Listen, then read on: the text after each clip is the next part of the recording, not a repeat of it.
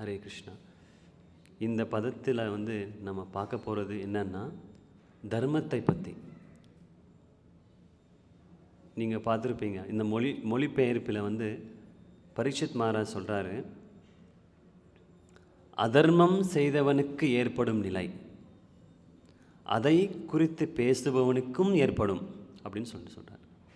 எந்த தத்துவத்திற்கு ஏற்ப நீ பேசுகிறாய். யாருங்க பேசுகிறாரு? தர்மதேவதையாக கருதப்பட்ட எருது பரீட்சித் மகாராஜுடன் பேசுகிறார். அதை பரீட்சித் மகாராஜ் சொல்கிறாரு. என்ன சொல்கிறாரு? அதை குறித்து பேசுபவனுக்கு ஏற்படும் என்ற தத்துவத்திற்கு ஏற்ப நீ பேசுகிறாய் அப்படின்னு சொல்லி எருதிடம் பரீட்சித் மகாராஜா சொல்கிறார். நீ தர்மதேவதையே அன்று வேறு யாரும் இல்லை. இதற்கு சூத கோஸ்வாமி என்ன சொல்கிறாருன்னு சொன்னால், இதுக்கு முன்னாடி பதத்தில் பார்த்தோம்னா, தர்மதேவதையின் பேச்சை கேட்ட பரீட்சித் மகாராஜர் பூரண திருப்தியடைந்து பிழையோ வருத்தமோ இன்றி பதிலளித்தார்.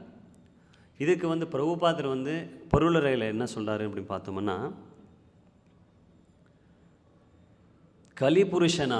கலிபுருஷனால் சித்திரவதை செய்யப்பட்டதை குறித்து பசுவும் எருதும் அரசனிடம் எந்த புகாரும் செய்யவில்லை. இதுதான் அங்கே இருக்கிற ஒரு குட் குவாலிட்டி.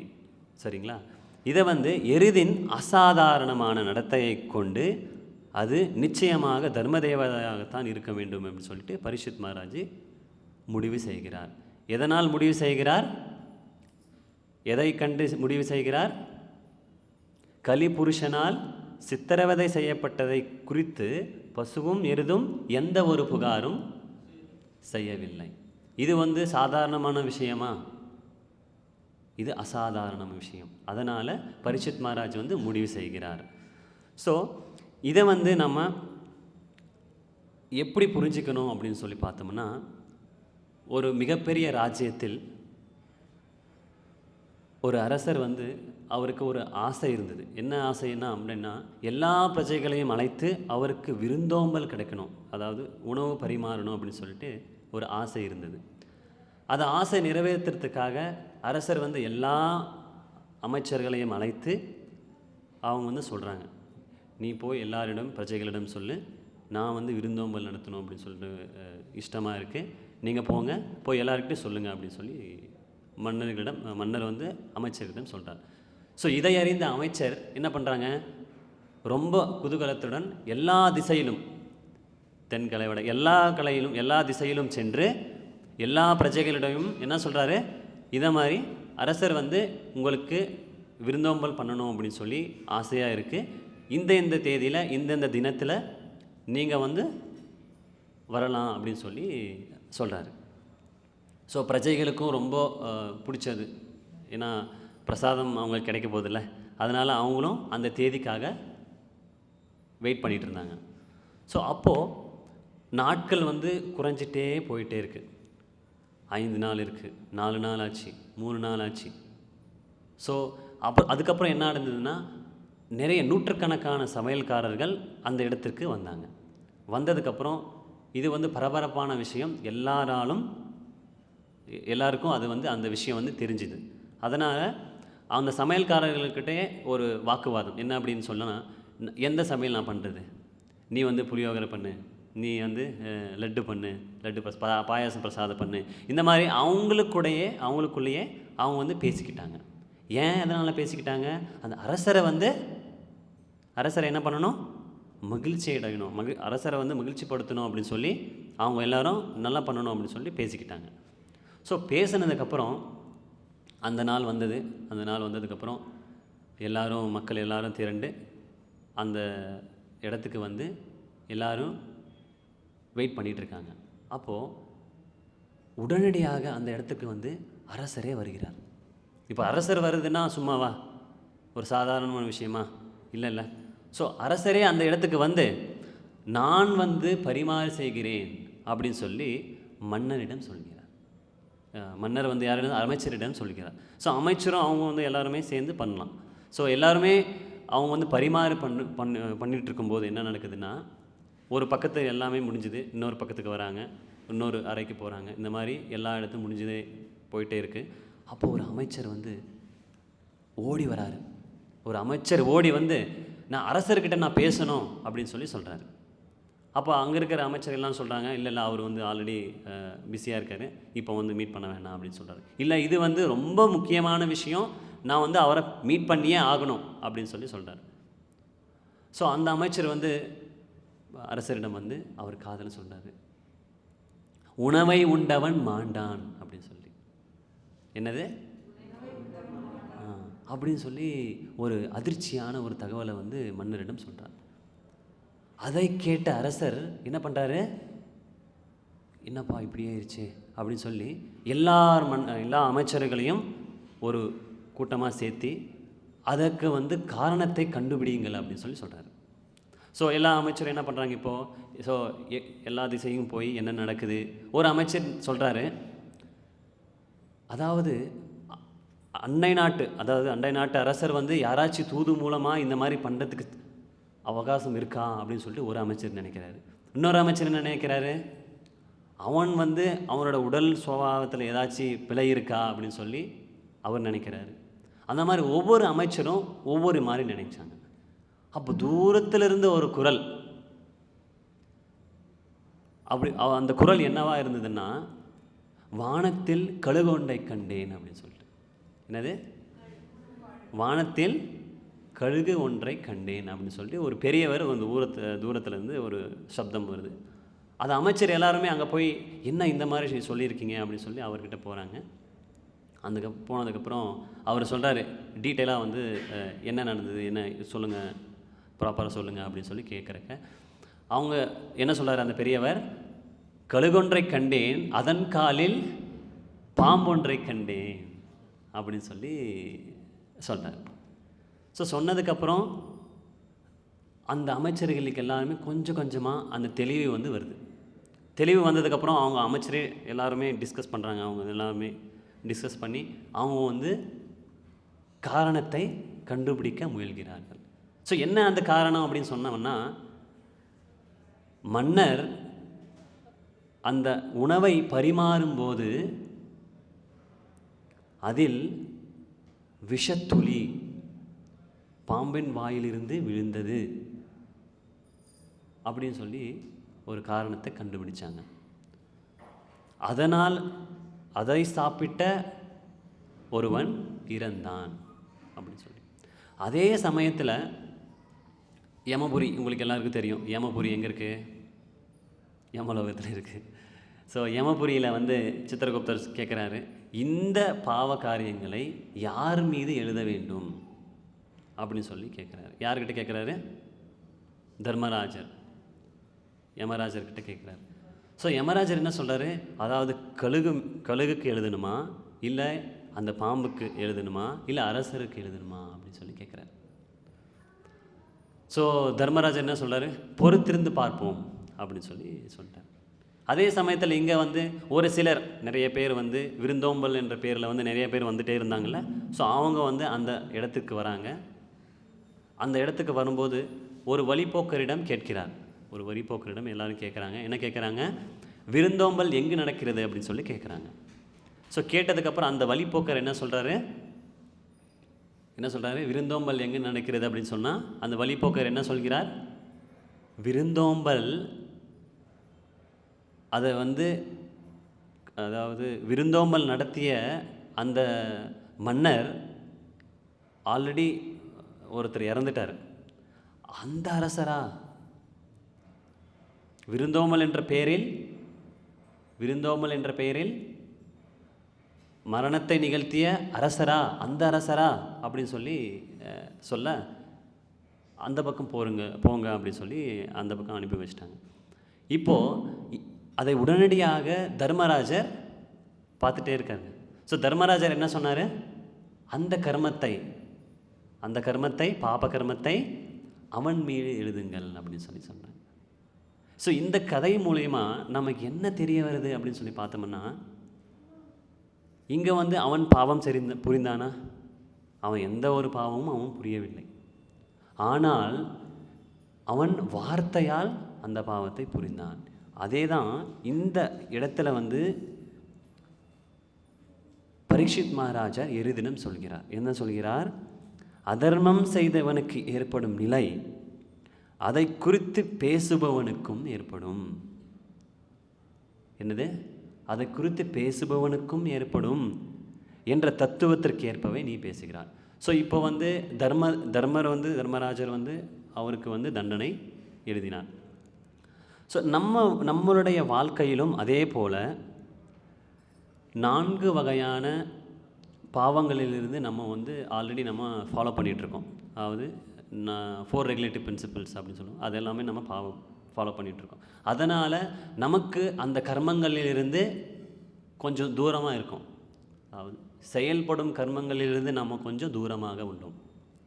ஆனால் நம்ம வந்து எப்பவுமே ஒன்று நினைக்கிறதில்ல. என்ன அப்படின்னு சொன்னால், வார்த்தையால் செய்யப்பட்ட அந்த கர்மத்துக்களும் அதே பலன் உண்டு அப்படின்னு சொல்லி நம்ம நினைக்கிறதில்ல. ஸோ நம்ம என்ன செய்யணும்? சப்போஸ் இந்த இடத்துல வந்து உங்களுக்கு சேவை வந்து கிடச்சிருக்கு. டெய்லி வந்து நீங்கள் 2 பேரும் நீங்கள் ஃப்ரெண்ட்ஸ்ன்னு இருக்கோங்க, யாராச்சும் ஃப்ரெண்ட்ஸ் நண்பர்கள் டெய்லி டெம்பிளுக்கு வராங்க. இங்கே வந்ததுக்கப்புறம் அவங்க வந்து நீங்கள் எல்லோரும் சகோதரர்கள் ஆகிட்டீங்க. ஒரு நாள் அவர் வரலை. உங்களோட கற்பனை மூலமாக நீங்கள் என்ன நினைக்கிறீங்க? அவர் வரலை. ஏன் வரலை? மேபி அவங்க வந்து இன்ட்ரெஸ்ட் இல்லையோ, மேபி அதாயிருச்சோ இதாயிருச்சோ அப்படின்னு சொல்லி நம்ம நினைக்கிறோம். நினைத்தது மட்டும் இல்லை, நம்ம தீர்மானம் செய்கிறோம். அந்த தீர்மானத்திற்கு விளைவாக நமக்கு அக்கர்மத்தை நாம் பெறுகிறோம். ஸோ நம்ம என்ன பண்ணணும்? நம்ம லைஃப்பில், நம்ம வாழ்க்கையில் என்ன பண்ணணும்? அத்தகைய தீர்மானத்தை நாம் எடுக்கக்கூடாது. ஆமாம் இல்லைங்களா? இந்த கதையில் யார் தீர்மானம் எடுத்தது? அந்த வழிப்போக்கர். அரசர் பற்றி எதுவுமே தெரியாது, என்ன நடந்ததுன்னு தெரியாது. ஆனால் தீர்மானத்தை எடுத்தது யார்? வழிப்போக்கர். அதே போலவே நம் பக்தி சேவையில் நாம் மற்றொருவரை கண்டு தீர்மானம் எடுப்பது தவறு. ஏன் எடுக்கக்கூடாது அப்படின்னு சொல்லி பார்த்தோம்னா, ஏன் எடுக்கக்கூடாது? அக்கர்மத்தை நாம் பெறுவோம். அக்கர்மத்தை வந்து நம்ம எடுத்துப்போம். ஸோ எதுக்கு அந்த மாதிரி கர்மத்தை நம்ம வந்து பெறணும் அப்படின்னு சொல்லி, ஓகேங்களா? ஸோ இதை வந்து அவதூறுக்குரியவன் தர்மத்தையும் அதர்மத்தையும் தர்ம கோட்பாடுகளையும் தர்ம நுட்பங்களையும் தெரிந்திருக்கவில்லை, தெரியல அவருக்கு. அதனால தான் அந்த வழிப்போக்கர் என்ன சொன்னார்? ஏதோ வாயில் வர்றது சொல்லிட்டார். எதனால்? அவருக்கு தர்மத்தையும் அதர்மத்தையும் பற்றி தெரியவில்லை. ஸோ நமக்கு கொஞ்சம் கொஞ்சமாக தெரிஞ்சிருக்கு. ஸோ அதை தெரிஞ்சு நம்ம என்ன செய்யணும்? பேசக்கூடாது. ஸோ இதை வந்து அரசருக்கு, இந்த பரீட்சித் மகாராஜுக்கு சப்போஸ் அவருக்கு வந்து தர்மத்தை பற்றி தெரிந்திருக்கவில்லை அப்படின்றான், கலிபுருஷர் அவரை ஏமாற்றி இருப்பார். ஆமாம் தானே? இப்போ நமக்கு வந்து வெளியே போகிறப்போ நிறைய பேர் வந்து பகவத்கீதை நான் சொல்கிறேன் அப்படின்னு சொல்லி வராங்க. அப்போ அவர் ஏதாச்சும் ஒரு வார்த்தையை வந்து தவறுதலாக பேசினா நமக்கு ஆல்ரெடி கொஞ்சமாக தெரியும். நாம் அவர்கிட்ட பேசி அது தப்பு, நீ சொல்கிறது, நான் சொல்கிறது தான் ரைட்டு அப்படின்னு சொல்லி நம்ம சொல்லுவோம். ஏன்னா நம்மளுக்கு கொஞ்சம் ஆல்ரெடி தெரிஞ்சிருக்கு. அதே போலவே தர்மத்தை பற்றி நாம் தெரிந்திருக்க வேண்டும். அப்படி இல்லை என்றால் நம்மளும் ஒரு நாள் ஏமாற்றப்படுவோம், அந்த வழிப்போக்கரை போல. சரிங்களா? இப்போது தர்மம் என்றால் என்ன? இதில் வந்து இந்த ஸ்லோகத்தில் வந்து ஃபஸ்ட்டு வேர்டு தர்மம், பிரவீஷி தர்மஜ்ஞா. ஓகேங்களா? இது தர்மம் என்றால் என்ன? யாராச்சும் சொல்லுங்கள் பார்க்கலாம். தர்மம் என்றால் என்ன?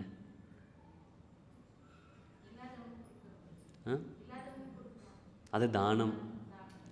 இல்லாதவங்களுக்கு கொடுக்கறது வந்து தானமாக கருதப்படுகிறது. தர்மம் என்றால் என்ன? கடைப்பிடிக்க வேண்டிய செயல்கள். அதில் வந்து நிறைய பிரிவுகள் இருக்குது. ஓகேங்களா? அந்த பிரிவுகளை பற்றி அர்ஜுனர் என்ன சொல்கிறார் பகவத்கீதையில், கிருஷ்ணர் என்ன சொல்கிறார் என்றதை நம்ம வந்து பார்க்கலாம். சரிங்களா? அது இனிஷியலாக வந்து ஸ்டார்டிங்கில் மகாபாரத் வாரில் பாஞ்சாலி சபதம் அதத்தில் வந்து அர்ஜுனர் வந்து பீமரிடம் சொல்கிறார், என்ன சொல்கிறாருன்னா, தர்மத்தின் வாழ்வதனை சூது கவும். உங்களுக்கு எல்லாருக்கும் தெரிஞ்சிருக்குது, தர்மம் மறுபடியும் வெல்லும். ஓகேங்களா? எனும் இயற்கை மர்மத்தை நம்மாலே உலகம் கற்கும். யார் சொன்னது? அர்ஜுனர் வந்து சொன்னார். நம்மாலே இந்த உலகம் கற்கும் அப்படின்னு சொல்கிறவர் அர்ஜுனர். அதை வந்து பகவத்கீதையின் மூலமாக நாம் எப்படி தெரிஞ்சுக்கணும் அப்படின்னு பார்த்தோம்னா, முதல் அத்தியாயத்தில் 39வது ஸ்லோகத்தில் அர்ஜுனர் வந்து சொல்கிறார், என்ன சொல்கிறாருன்னா, குலக்ஷயே பிரணஷ்யந்தி குலதர்மஹா சனாதனஹா. அர்ஜுனன் எதை பற்றி பேசுகிறார்? குலதர்மத்தை பற்றி பேசுகிறார். குலதர்மம்னா என்ன?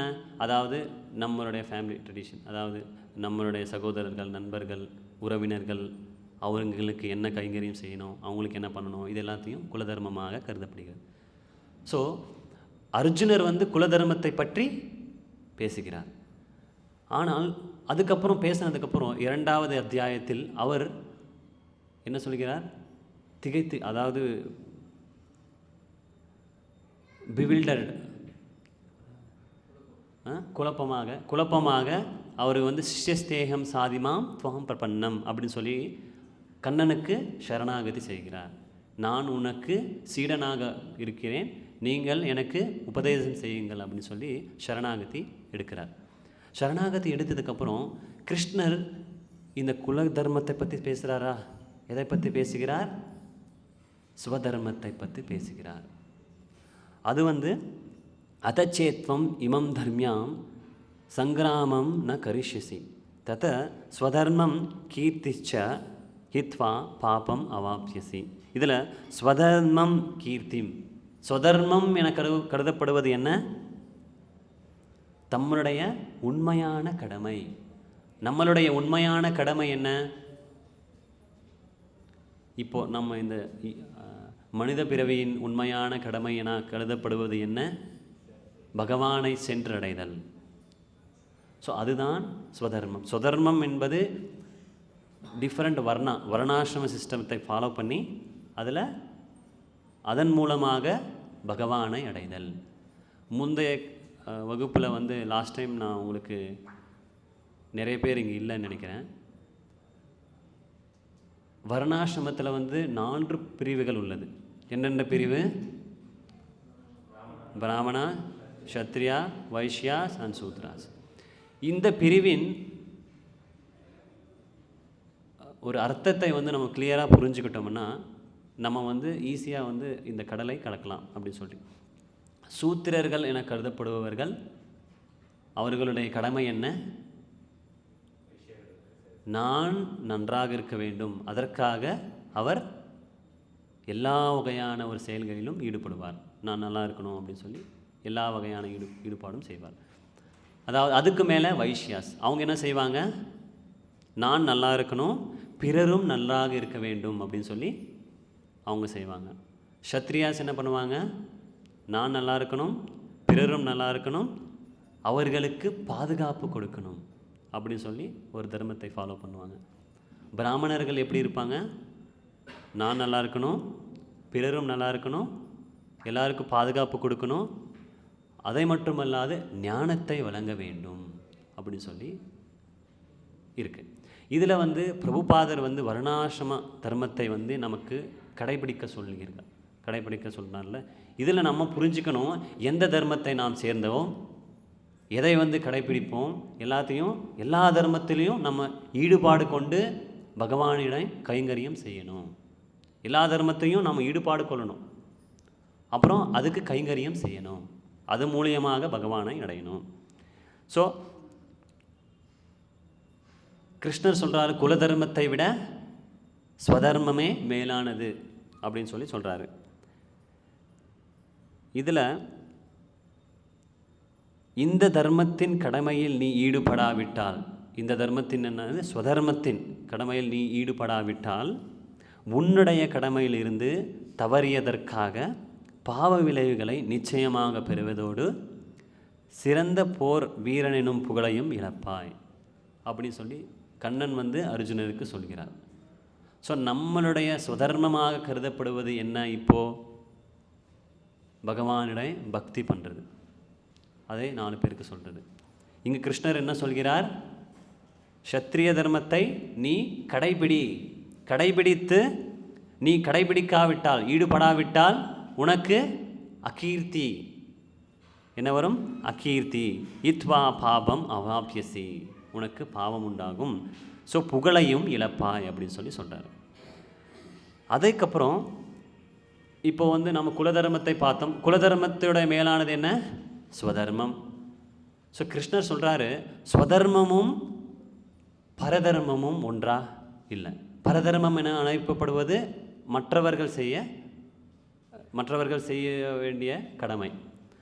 நம்ம கடமையை நாம் ஒழுங்காக செஞ்சோம்னா மற்றவர் கடமை நாம் ஏன் ஈடுபடணும் அப்படின்னு சொல்லிட்டு ஒரு ஸ்லோகத்தில் சொல்கிறார் கிருஷ்ணர். பிறருடைய கடமைகளை நன்றாக செய்வதை விட, பிறருடைய கடமைகளை நன்றாக நாம் செய்வதை விட, குற்றங்கள் இருப்பினும் தனக்கென்று விதிக்கப்பட்ட கடமைகளை செய்வது சிறந்தது. ஸோ நமக்கென்று விதிக்கப்பட்ட கடமைகள் என்னென்ன? பிரபுபாதர் நமக்கு கொடுத்துருக்காருல்ல, என்ன கொடுத்துருக்காரு?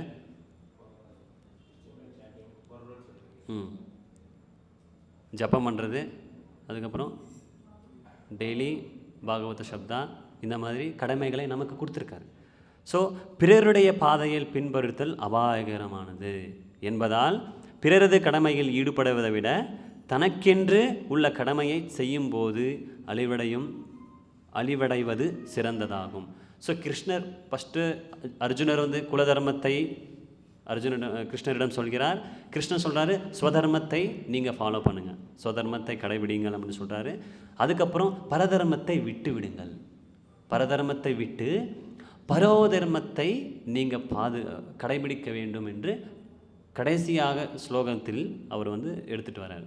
இதை கண்ணர் பகவத்கீதையில் சரணாகதி மூலமாக ஒவ்வொரு ஸ்டேஜ்லேயும், ஒவ்வொரு காலகட்டத்திலையும், ஒவ்வொரு அத்தியாயத்திலும், ஒவ்வொரு ஸ்லோகத்தின் மூலமாக கிருஷ்ணர் அர்ஜுனனுக்கு அந்த ஞானத்தை வழங்குகிறார். அந்த ஞானத்தை எப்படி வழங்குகிறார் அப்படின்னு சொல்லி பார்த்தோம்னா, மயி சர்வாணி கர்மாணி சந்நியஸ்யாத்யாத்ம சேதசா நிராஷிர் நிர்மமோ பூத்வா யுத்தியஸ்ஸ விகதச்வரா அப்படின்னு சொல்லி 3வது அத்தியாயத்தில் சொல்கிறாரு. எனவே அர்ஜுனா, என்னை பற்றிய முழு அறிவுடன் உனது எல்லா செயல்களும் எனக்கு அர்ப்பணித்து, என்ன சொல்கிறார்? உனது எல்லா செயல்களிலும் எனக்கு அர்ப்பணம் செய். ஸோ முதலாவதாக சொல்லப்பட்ட ஒரு வார்த்தை என்ன? எல்லா செயல்களும் எனக்கு அர்ப்பணி அப்படின்னு சொல்கிறார்.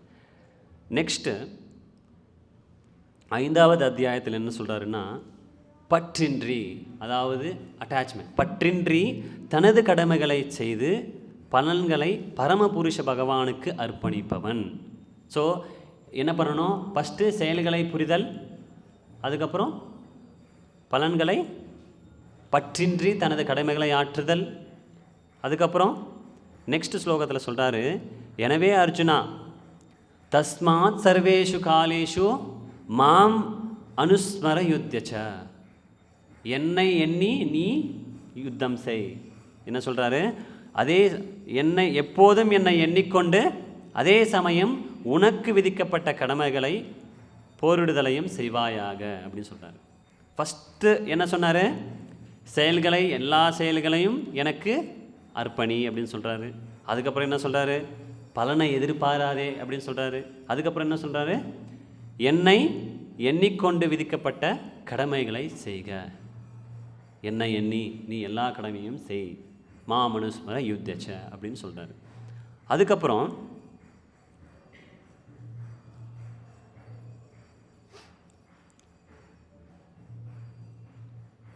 தமேவம் சரணம் கச்சா சர்வபாவேன பாரதா அப்படின்னு சொல்கிறாரு.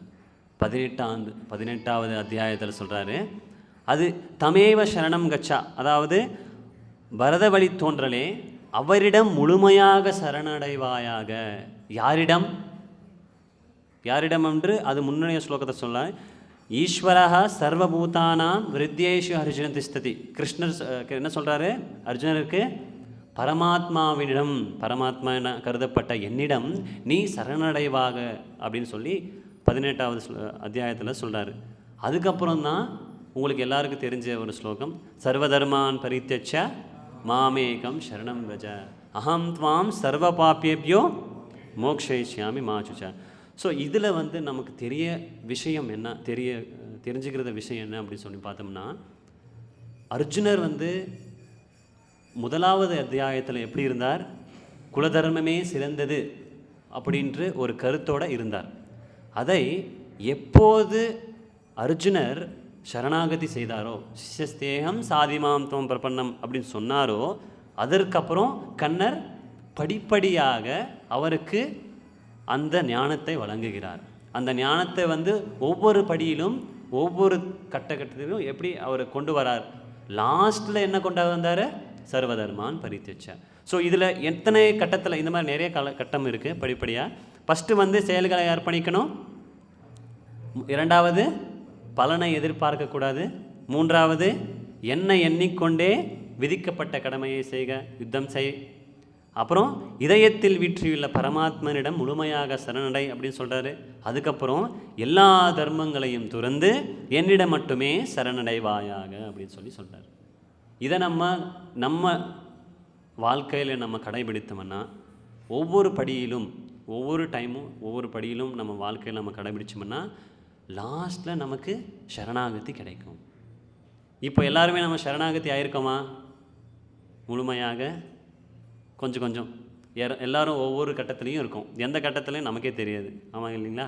ஸோ அதை நம்ம இதை வந்து நம்ம கூட்டாக வச்சு, இதை வந்து நம்ம தலையில் வச்சு அலசி ஆராய்ச்சி நம்ம ஃபாலோ பண்ணோம்னா ஃபைனலாக நமக்கு சர்வதர்மான் பரித்யஜ்ய மாமேகம் சரணம் ரஜ என்ற ஒரு ஸ்லோகத்தை, பகவானுடைய கூற்றை நாம் வந்து கடைபிடிக்கலாம் அப்படின்னு சொல்லி கிருஷ்ணர் வந்து அர்ஜுனருக்கு சொல்கிறார். ஸோ எல்லா தர்மங்களையும் சிறந்த தர்மம் என்னது? பரோதர்மம். பரோதர்மமே சரணாகதி. 1வது தர்மமாக கருதப்பட்டது குலதர்மம். குலதர்மம் அது வந்து நமக்கு வேண்டாம். நெக்ஸ்ட்டு ஸ்வதர்மம். ஸ்வதர்மம் இப்போ நம்ம பண்ணிகிட்ருக்கோம். அதை விட்டால் பரதர்மத்தை பண்ணக்கூடாது. அதுக்கப்புறம் பரோதர்மத்தை நாம் கடைபிடிக்க வேண்டும் அப்படின்னு சொல்லி கிருஷ்ணர் வந்து நமக்கு சொல்கிறார். இதை வந்து நம்ம குறிக்கோளாக வச்சு நம்ம வாழ்க்கையை வாழ்ந்து வந்தால் நம்ம வந்து ஃபைனலாக நம்மளோட லட்சியத்தை அடையலாம். இதில் வந்து வர என்ன சொல்கிறது, ஸ்டாப்பேஜஸ், நமக்கு இதை வந்து ஸ்டாப் பண்ணோம்ல, இதை வந்து குறிக்கோளாக நம்ம வச்சுருக்கோம். ஒரு குறிக்கோளாக வச்சு அதை வந்து நம்ம டெய்லி அதை ஃபாலோ பண்ணணும் அப்படின்னு சொல்லி நம்ம குறிக்கோளாக வச்சதுக்கப்புறம் அதை வந்து நமக்கு என்ன சொல்கிறது, வாட் யூ சே, தடைகள். ஸோ தடைகள் அப்படின்னு சொல்லி எதை வந்து நம்ம தடைகளாக கருதப்படுறோம் அப்படின்னு பார்த்தோம்னா, புலனுணர்ச்சி, சென்ஸ் கிராட்டிஃபிகேஷன் அப்படின்னு சொல்லுவோம். அதை பற்றி நம்ம கொஞ்சம் தெரிஞ்சுக்கணும் அப்படின்னு சொன்னோம்னா நமக்கு சோழ காலத்துக்கு போகணும். அதாவது வில்லிதாசன் என்று அழைக்கப்பட்ட ஒரு பிராமணர், அவர் மல்யுத்த வீரனாக கருதப்பட்டார். மல்யுத்த வீரன், வில்லிதாசன் என அழைக்கப்பட்டவர் யார்? ஒரு மல்யுத்த வீரன். அவர் அந்த எல்லா ஜில்லாவிலேயே அவர் தான் ஒரு சிறந்த மல்யுத்தனாக கருதப்பட்டார். அப்போது எல்லா மல்யுத்தரும் அவர்கிட்ட போய் பாதுகாப்பு கட்டணம் செலுத்தணும் அப்படின்னு சொல்லி ஒரு கட்டளை இருந்தது. ஸோ அந்த வில்லேஜில், அந்த கிராமத்தில் வந்து இவர் தான் அந்த பெரியவர், மல்யுத்த வீரன். இதை வந்து எல்லா கிராமத்துக்கும் பரவியது. பரவினதுக்கப்புறம் அதே கிராமத்தில் இருந்த ஒருவர் வந்து இவர்கிட்ட வந்து, மற்றொரு கிராமத்தில் வந்து ஒருவர் இருக்கிறார், அவரை கண்டு நீ அவருக்கு ஜெயம், அதாவது வெற்றி கொண்டு வர வேண்டும் அப்படின்னு சொல்கிறாரு. யார் அப்படின்னு சொல்லி பார்த்தோம்னா, அவர் என்று இல்லை, அவள் என்று சொல்கிறார். அவள் அப்படின்னா என்ன உங்களுக்கு தெரியும். அவள் வந்து அவளை பற்றி அந்த ஒருவன், அந்த வில்வித்த வீரனுக்கு, மல்வித்த வீரனுக்கு டிஸ்கிரிப்ஷன்ஸ், அதாவது கிளியராக சொல்கிறாரு என்னென்ன சொல்லணும் அப்படின்னு சொல்லிட்டு. அவர் மிகவும் அழகானவள் ஃபஸ்ட்டு சொல்கிறார். அதுக்கப்புறம் உடையழகு இருக்குது, இடையழகு இருக்குது, உடையழகு எல்லாம் இந்த மாதிரி அழகை வந்து வர்ணிக்கிறார். யாரிடம் வர்ணிக்கிறார்? மல்யுத்த வீரரிடம் வர்ணிக்கிறார். ஸோ இதை அறிந்த மல்யுத்த வீரன், ஓகே இப்போ என்ன பண்ணுறது, அது யாருன்று நம்ம பார்க்கலாம் அப்படின்னு சொல்லி நடந்து போகிறார். நடந்து போக போக அந்த இன்னொரு வில்லேஜ், இன்னொரு கிராமத்தை வந்து எல்லையிட அப்படியே என்ட்ரி ஆகும்போது அவர் இருதயத்தில் வந்து துடிக்குது. ஐயோ என்னது இப்போ அப்படின்னு சொல்லி அப்படியே போயிட்டே இருக்கிறச்ச அப்போ அவளை கண்டு அங்கே சென்றார், அவளை கண்டார், அதுக்கப்புறம் விழுந்தார். எங்க? காதல் என்னும் வலையில் விழுந்தார். விழுந்ததுக்கப்புறம் அவரை மணந்தார். சரிங்களா? ஸோ இதில் வந்து அவரை பார்த்த உடனேயே அவருக்கு என்ன வந்து அட்ராக்ஷன் அப்படின்னு கிடைச்சிது அப்படி பார்த்தோம்னா, அவள் கண்ணழகி என்று எல்லோராலும் கருதப்பட்டார். சரிங்களா? ஸோ இதை வந்து அறிந்த அப்புறம் கல்யாணம் ஆயிடுச்சு, அவங்களுக்கு திருமணமாச்சு. திருமணம் ஆனதுக்கப்புறம் ஒரு சில ஆண்டுகளில் அவர் வந்து பொன்னாச்சி அவர் வந்து என்ன சொல்கிறாருங்கன்னா, அவருடைய கணவரிடம் சொல்கிறார், நான் ஸ்ரீரங்கத்தில் பள்ளி கொண்ட ஸ்ரீ ரங்கநாதர் தரிசனம் காண வேண்டும் அப்படின்னு சொல்லி கேட்குறாங்க. சரிங்களா? கேட்டதுக்கப்புறம் இதை அறிந்த வில்லிதாசர் என்ன பண்ணுறாரு, ஆடம்பரமான ஒரு வரவேற்பை அவருக்கு கொடுக்கணும், அவங்களுக்கு அழைச்சிட்டு போகணும் அப்படின்னு சொல்லி பல்லக்கியில் அவங்களோட மனைவியை கொண்டு போகிறாங்க.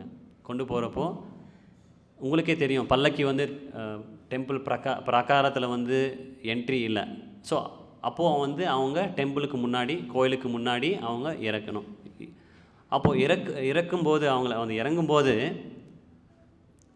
மறுபடியும் அந்த கணவனாக வில்லிதாசன் அவங்கள வந்து கை கொடுக்குறான். அதை கை கொடுத்து கீழே இறப்பாங்கள்ல, அப்போது வந்து மறுபடியும் அந்த கண்களை அவன் பார்க்கிறான். யார்? வில்லிதாசன். மறுபடியும் அந்த கண்களை பார்த்து வியப்புற்று மறுபடியும் காதலில் விழுந்து அவன் என்ன செய்கிறான் என்று அவனுக்கே தெரியல. ஓகேங்களா? அப்போ என்ன செய்கிறான்னா, அவள் பொன்னாச்சி என அழைக்கப்பட்ட அவள் கோயிலை நோக்கி சென்ற இவன் அவளை நோக்கி பின்னோக்கி செல்கிறான். ஸோ அந்த மாதிரி சுச்சுவேஷனில் அந்த இடத்துல அங்கே இருக்கிற கோயிலில் இருக்கிறவங்க எல்லாருமே அதை பார்க்குறாங்க. பார்த்துட்டு என்ன இப்படி செய்கிறானே இவன் அப்படின்னு சொல்லி சொல்கிறப்போ ராமானுஜாச்சாரியார் அங்கே கோயிலிருந்து அப்போது ஒரு ஆயிரமான சீடர்களுடன் கூட அவர் வராரு. வந்ததுக்கப்புறம் இதை பார்த்து ஆச்சரியமுட்டார். என்ன இந்த மாதிரி ஒரு நிகழ்ச்சியை வந்து பகவான் எனக்கு கொடுத்தாரு, எதற்காக கொடுத்தா அப்படின்னு சொல்லி யோசிச்சுக்கும் போது அவனுடைய சீடர்களை ஒருவரை அவருக்கு அனுப்பி வச்சிட்டார்.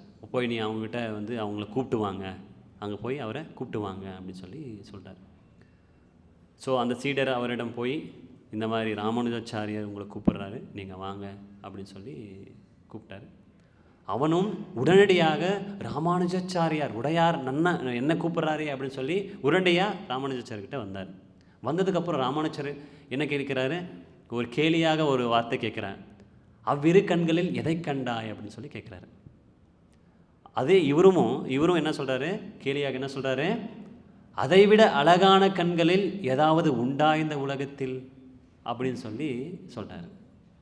ஸோ ராமானுஜாச்சாரியர் இதற்காக தான் அவர் வெயிட் பண்ணிட்டு இருந்தார். இந்த வார்த்தைக்காக தான் அவர் வந்து அங்கே வெயிட் பண்ணார். ஸோ உடனடியாக ராமானுஜாச்சாரியர் சொன்னார், அதைவிட அழகான கண்களை நான் காண்பித்தால் என்ன செய்வீர் அப்படின்னு சொல்லி சொல்கிறார். அவர் உடனடியாக வில்லிதாசன் என்ன சொல்கிறாரு, அதற்கே நான் சரணாகதி செய்வேன் அப்படின்னு சொல்லி சொல்கிறார்.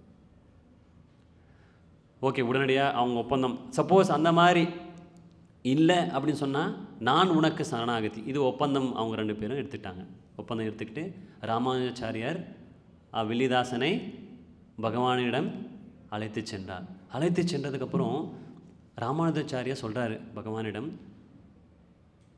இந்த இந்த சுச்சுவேஷன், இந்த செயல்களை வந்து நான் பார்க்கணும், எதற்காக பார்க்கணும் எதுவுமே எனக்கு தெரியாது. பட் இவங்க வந்து இந்த கைங்கரியம், உனக்காக இந்த கைங்கரியத்தை செய்தால் உனக்கு அவங்களோட வாழ்க்கையை வந்து நல்லா இருக்கும் அப்படின்னு சொல்லி அவங்க வேண்டிக்கிட்டதுனால உடனடியாக ரங்கநாதர் அவர் கண்களை திறக்கிறார். திறந்ததுக்கப்புறம் என்ன செய்கிறார்? அந்த வில்வித்தை அவர் வில்லிதாசன் என்ன செய்கிறார்? உடனடியாக சரணாகதி செய்கிறார் ராமானுஜாச்சாரியாருக்கு.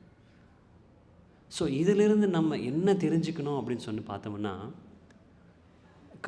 ஆரம்ப காலகட்டத்தில் அவர் எப்படி இருந்தார்? பயில்வானாக இருந்தார். அதுக்கப்புறம் கண்ணழகி, அதாவது அது கண்ணுக்கு வந்து ஃபுல்லாக அட்ராக்ஷன், அதாவது பற்றோட அது ஃபுல்லாக புலனுணர்ச்சியாக அவனோட வாழ்க்கை நடந்து வந்தார். ஆனால் இப்போது அவனுக்கு கிடைக்கப்பட்ட வரம் என்ன? பகவானுடைய அனுகிரகம் வந்து அவனுக்கு கிடைச்சிருக்கு. ஸோ எப்போ வந்து பகவானுடைய அனுகிரகம் நமக்கு கிடைக்குதோ அப்போது வரையும் நம்ம பொறுமையாக வெயிட் பண்ணணும். எதற்காக அவருக்கு கிடைச்சது? அவர் வந்து தகுதியானவரா? அவர் வந்து பக்தி பண்ணி அவருக்கு பகவானோட அனுகிரகம் கிடைச்சதா? இல்லை.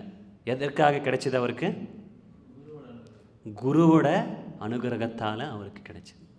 அது போலவே நம்ம ஸ்ரீல பிரபுபாதர் நமக்கு என்னென்ன விதிகளை நமக்கு கொடுத்துருக்கிறார், எந்தெந்த விதிகளை வந்து கொடுக்கல, இந்த மாதிரி எல்லாத்தையும் நம்ம பார்த்து அவருடைய சொல்படி நாம் நடந்தோம்னா ஒரு நாள் நாமும் பகவானினுடைய கமல கண்களை நம்மளும் பார்க்கலாம். சரிங்களா? ஸோ அந்த மாதிரி நம்ம பார்த்ததுனால நமக்கு அந்த சரணாகதி ஒன்று உணர்வு நமக்கு வரும். அதுக்கப்புறம் அந்த வில்லிதாசன் சரணாகதி ஆனதுக்கப்புறம் ராமானுஜாச்சாரி என்டையர் லைஃப், அது அவர் வாழ்க்கை முழுவதும் ராமானுஜாச்சாரியாருக்கு அர்ப்பணம் செய்தார். ஸோ இதை வந்து நம்ம என்ன பண்ணணும்? ஒரு நம்மளுடைய ஆச்சாரியா பக்தி வினோத் தாக்கூர் அவர் வந்து என்ன சொல்கிறார் சரணாகதியை பற்றின்றது ஒரு பாடல் மூலமாக நம்ம வந்து கொஞ்சமாக தெரிஞ்சுக்கலாம். இரண்டே 2 வரிகள் நான் சொல்கிறேன், நீங்கள் சொல்லுங்கள். ஓகேங்களா? மானச தேஹோ கேஹோ ஜோ கிச்சு மோரா அர்பிலு துவா பாதே நந்த கிஷோரா. இதை வந்து பாடலாம், நம்ம பாடலாம், ட்ரை பண்ணலாம். ஓகேங்களா? மானச தேஹோ கேஹோ ஜோ கிச்சு மோரா मानस देहो गेहो जो किछ मोरा अर्पिलु तुवा पदे नंद किशोरा अर्पिलु तुवा पदे नंद किशोरा. இதனுடைய அர்த்தம் நம்ம கிளியராக அண்டர்ஸ்டாண்ட் பண்ணிக்கிட்டோம்னா நம்மளோட லைஃப் வந்து சக்ஸஸ் ஆகும். மானசா அப்படின்னா என்ன? நம்மளுடைய மனம், மைண்டு, நம்மளுடைய மனம். தேகோன்னா நம்மளுடைய தேகம். கேஹோ அப்படின்னா நம்மளுடைய உறவினர்கள், குடும்பத்தார்கள், நமக்கு எது சம்பந்தமாக இருக்கிறதோ அது. மானச தேஹோ கேஹோ ஜோ கிச்சு மோரா. எதுவாக இருந்தாலும் அர்பிலுன்னா உனக்கு நான் சரணாகதி செய்கிறேன். எங்கே சரணாகதி செய்கிறேன்? தோவா பாதே, உன்னுடைய பொற்பாதங்களுக்கு சரணாகதி செய்கிறேன். நந்த கிஷோரா மானச தேஹோ கேஹோ ஜோ கிச்சு மோரா அர்பிலு தோவா பதே நந்த கிஷோரா மானச தேஹோ கேஹோ जो किछु मोरा अर्पिलु तोवा पदे नंद किशोरा. ஸோ இந்த பாடல் மூலிமா நம்ம ஆச்சாரியர் நமக்கு என்ன சொல்ல வராங்க அப்படின்னா, நம்மளுடைய மனதை, நம்மளுடைய தேகத்தை, நம்மளுடைய சொந்த பந்தங்களை எல்லோரும் எதுவாக இருந்தாலும் பகவானுக்கு பகவானின் பாதத்திற்கு சரணாகதி செய்யணும் அப்படின்னு சொல்கிறாங்க. இந்த கதை இப்போ இதுக்கு முன்னாடி பார்த்த கதையில் வந்து என்ன நமக்கு விடணும் அப்படின்னு சொன்னால் சென்ஸ் கிராட்டிஃபிகேஷன், புலனுணர்வு அப்படின்னு சொல்லி தமிழில் சொல்கிறாங்க. அதை வந்து நம்ம விட்டோம்னா நம்ம வந்து லைக் மிரர், அதாவது ஒரு கண்ணாடியை வந்து டஸ்ட் இருக்குல்ல, அதை நம்ம அழிச்சோம்னா எப்படி இருக்கும், நம்ம உலகத்தை நம்ம பார்க்கலாம். அது போலவே இந்த சென்ஸ் கிராட்டிஃபிகேஷன் இதை வந்து நம்ம அழிச்சோம்னா நம்ம லைஃப்பில் இருந்து பகவானை நம்ம பார்க்கலாம். ஸோ அதற்கப்புறம் ஏன் அவன் வந்து மறுபடியும் அந்த கண்ணில் விழலை அப்படின்னு சொல்லி பார்த்தோம்னா அவனுக்கு கிடைச்சது என்ன, அதை விட அற்புதமான கண்கள், அதை விட அற்புதமான திவ்ய கண்கள் அவனுக்கு கிடைச்சிது. அது போலவே நமக்கும் நம்ம லைஃப்பில் வந்து அதை விட இந்த அவுட் சைடு இருக்கிற எல்லா விஷயத்தை விட நமக்கு இங்கே டெம்பிளில் கிடைக்கிற விஷயம் எல்லாமே அற்புதமான விஷயங்கள். அதை வந்து நம்ம ப்ராப்பராக யூஸ் பண்ணிக்கிட்டோம்னா நம்ம லைஃப் சக்ஸஸ் ஆகும். ஸோ ஹரே கிருஷ்ண மந்திரத்தை சொல்லி நம்ம இந்த வகுப்பை முடிக்கலாம்.